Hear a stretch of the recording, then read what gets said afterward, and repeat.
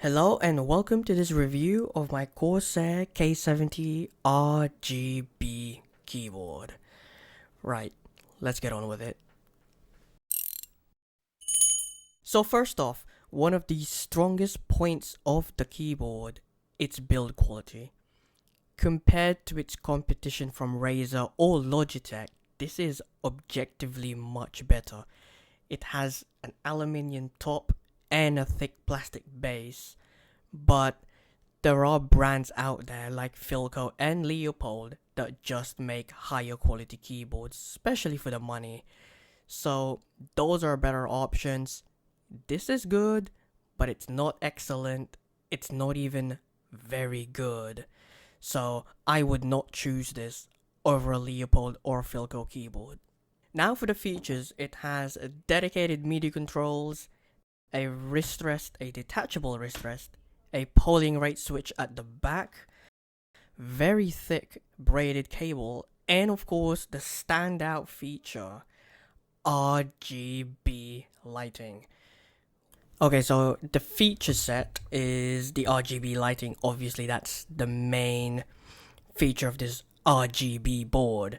So I figured to just show you the different effects that you get with this keyboard, starting off with what you get when you buy this keyboard, which is the spiral rainbow. This is default in a lot of RGB keyboards, including this one, as you can see. So the different effects we have: spiral rainbow like this, rainbow wave, color shift. So as you can see, some of the lights in my keyboard have lost their color. Yours will not because it's new, I'm supposing. This is an old model 2 years ago, so it's lost some of that. Color pulse. I don't use any of these effects, just in case you're wondering. So if you're into this, then I guess this is an amazing feature, but I don't ever use these. Color wave. So there's that. You can change like the different colors this comes with if you care about that sort of thing.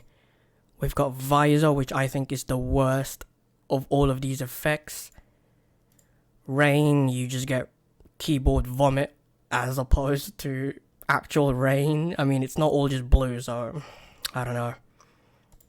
Type lighting, this one's actually really cool. So if you type on the keyboard, it will show different colors as you go through them as you type. So there you go. That's one of the cooler features in this RGB light space. We've got Void Visualizer if you have the headphones, the Corsair Void, which I don't have, so I can't show you that. But another really cool feature under the lighting link is temperature. So as you can see, my CPU is right around 35 degrees according to MSI Afterburner right now. So it's in this yellowish green sort of color, but my graphics card is slightly hotter, so it's orangey red. Of course, some of the actual keys in here, like S, Z, Alt, F1, all of that is not red because they've lost their red color, but they should be red. They just aren't. But yeah, that's really it for the colors. There are more, but that's the main features. I just figured I'd show you, so that's that. That's that for the IQ software from Corsair. For its daily performance, unfortunately, not many good things are going to be mentioned. The main deal breakers are the switches. These use Cherry MX Browns, which don't feel amazing. In fact, I think it's the worst Cherry MX switch ever. Also, sometimes the brightness adjuster doesn't work, as well as the win lock key. So daily performance not looking great for this keyboard. Now for one of its weakest points, and that is reliability. Some of my keys, including the W key and the plus equals key, chatter. They chatter quite a bit. And also, this is a big one, some of the LED lights have lost its color. In fact, the red LEDs have lost its color, which is you'll see in this picture quite clearly what I mean by that. it doesn't look great. So yes, you can happily use this for about a year or two until you see a problem that may or may not irritate you. So not good for reliability either. For the value proposition, this is a bad example.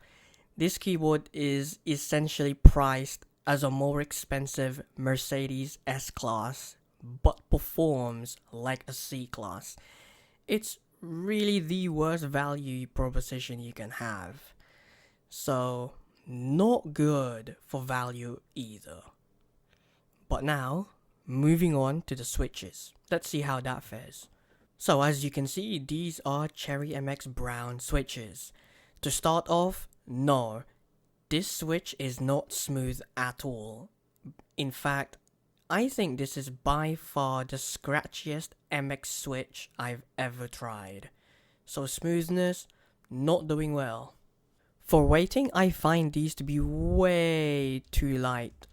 Although I have typed on switches which have the same weighting as these, but I found those to be much better for their intended purposes. These just don't feel right at all for me. So weighting, not doing great as well. Now for the sound of these switches. Spoiler alert, they're not good. So, I mean, you'll hear in the typing test, but honestly, they don't sound that great. So, there you go. That's it for sound. It's nothing impressive. It's better than a rubber dome, but that's a weak comparison, isn't it? So, there you go. Now, in terms of typing performance, this is yet another weak point for these switches. They were not designed for a good typing experience.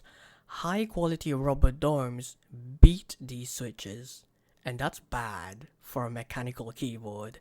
So, not doing good on that part as well. Gaming performance though, this is where the switches really shine. It's better than average to game on these switches because they are very light, but they lose a lot of points because they are very scratchy.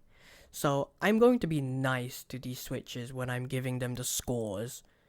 Now with the categories, starting with the keyboard first, with its build quality, which is a 7, features 7, daily performance 4, reliability 3, and value 2. All of that adds up to 23 out of 50, or 46%, which is the lowest score for a keyboard so far. Although this is only the second keyboard I've reviewed here, so we'll see in the future where this really is in the charts.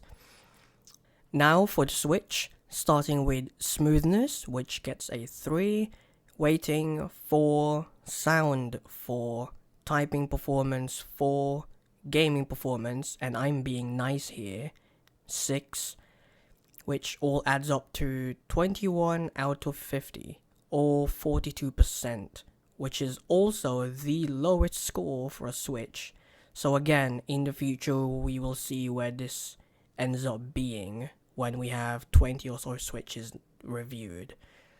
So guys, there's also a really weird, consistent beep noise that the keyboard makes, and this is with my PC turned off.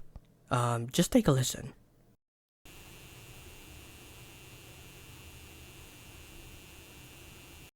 But now, here's a typing demonstration of me typing on this keyboard.